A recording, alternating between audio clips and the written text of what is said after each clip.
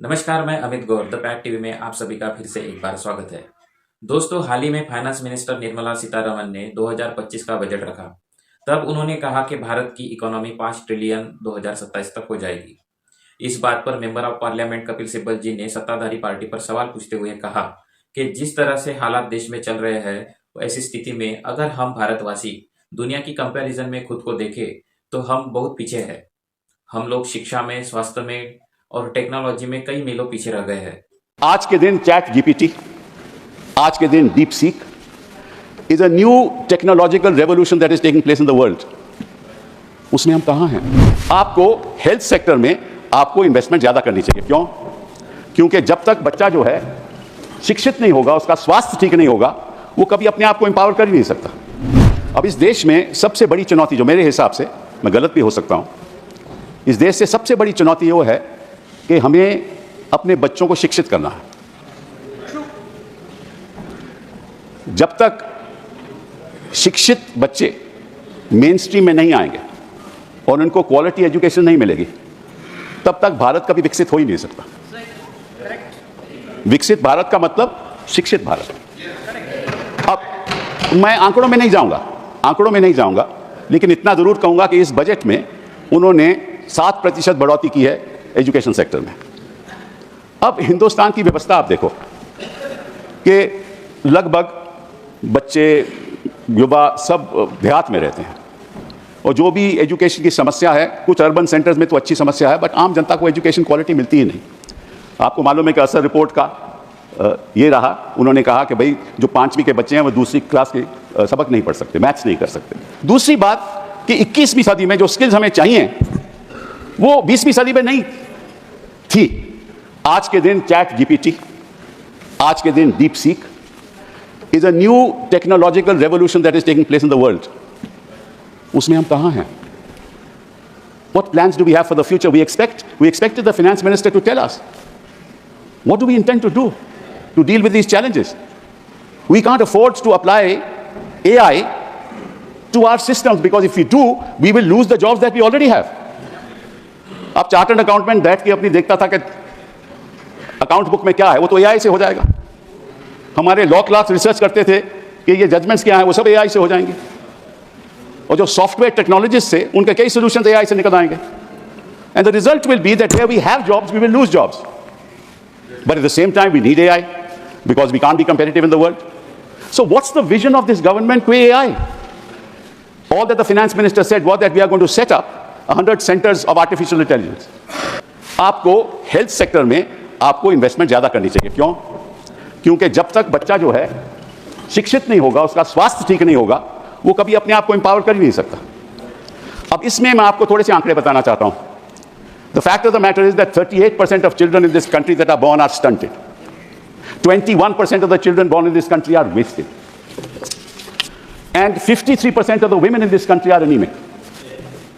How will you get children who you will empower if the health sector is not if you do not invest in the health sector? And there's a 9% increase in the budget in the health sector, and that also because they want to create 10,000 new medical seats.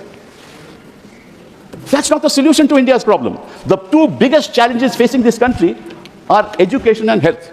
And हम रोज बात करते हैं कि हमारी $5 trillion economy हो जाएगी, जल्द हो जाएगी, अब 2024 में हो जाएगी। अब तो उन्होंने कहा कि 2027 तक नहीं होगी। बट 5 ट्रिलियन इकोनॉमी का मतलब क्या है? ये एक गुमराह किया जा रहा है। Sir, a $5 trillion economy is going to happen in this country in any case. And I will show the finance minister that even if she does nothing. दोस्तों, यहाँ पर मैं बताना चाहूंगा, कपिल सिब्बल जी ने एक सीरियस इशू पर बात करी। वही अपोजिशन पार्टी के प्रवक्ताओं को हंसी आ रही है, और आप कहीं ना कहीं उपराष्ट्रपति जगदीप धनखड़ जी को भी हंसते हुए देख सकते हैं। This country will grow at 6%. It will grow at 6%, even if she's done nothing. Don't laugh at the serious issue. Don't laugh at it. It's a serious issue. This country has been growing at 6.3%, 6.7%, and it will continue to grow. But what we need is a growth rate of 8%. कौन है ये लोग? कहां से आते हैं? What we need is double-digit growth. What is the vision of this government to attain double-digit growth and attain 8% growth? And I'll tell you why I'm saying this. I may be wrong. I'm only here to have a discussion. I may be wrong, sir, but the fact of the matter is, if you look at the economies, look at the BRICS economies, our per capita income is $2,540 is our per capita income. If we compare it to the BRICS economies, Russia's per capita income is $14,000. China's per capita income is $13,000. Brazil's per capita income is $11,000. South Africa's per capita income is $5,970. And we are $2,940. And we will be a $5 trillion economy. What's the point of these numbers? That's why I was saying that with the growth of 6%, you will reach there, and you will reach there in 2027. I'll congratulate the finance minister. But how do you empower the young? How do you make per capita income in this country $14,000, $13,000, $10,000? You have no vision for it. That's really the point that needs to be looked at and discussed on the floor of this house. How do you become innovative?